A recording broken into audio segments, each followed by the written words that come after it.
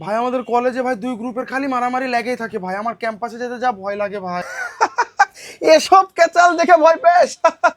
আমি কি ছিলাম জানিস কলেজে? কি ছিলা ভাই? তারাস তারাস। ছেলেবেলে আমার নাম শুনলে প্যান্টে মুতে যেত, প্যান্টে। তোরা কখনো একজনের সাথে চারজনের মারামারি দেখেছিস? না ভাই, তুমি? আমি লড়েছি। কি বলো, কিভাবে? সে কি মার! চারজন মিলে একজনকে যে মার মারিয়েছি না। আর চ্যালেঞ্জ নিতাম যে পারলে কলেজে এসে দেখা। কলেজে যা দেখি কেউ নাই, পুরা কলেজ ফাঁকা। হাহ, কিভাবে? কারণ চ্যালেঞ্জটা শুক্রবারের দিন নিয়েছিলাম। কলেজে থাকতে মনে কর সবসময় একটা রাগ, সবসময় মনে কর মাথাতে পেটে বুকে সবসময় রাগ, সবসময় রাগ। খুব মেজাজ গরম নাকি? হ্যাঁ, হেভি রাগ, রাগে জ্বলতাম একদম। তো ডাক্তারকে আমি দেখিয়েছিলাম তখন।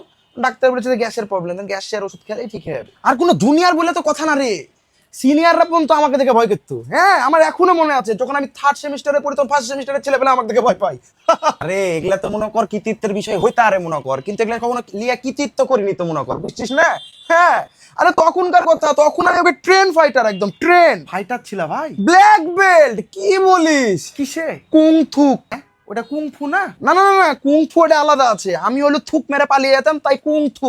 এমন দিনও গেছে, এমন দিনও গেছে তোর মনে কর 4জন 5জন মিলে আসছে মনে কর একসাথে, আমি একা দাঁড়িয়ে আছি, একা 10 জনের সাথে, তাও পারলো না, পালিয়ে চলে গেল।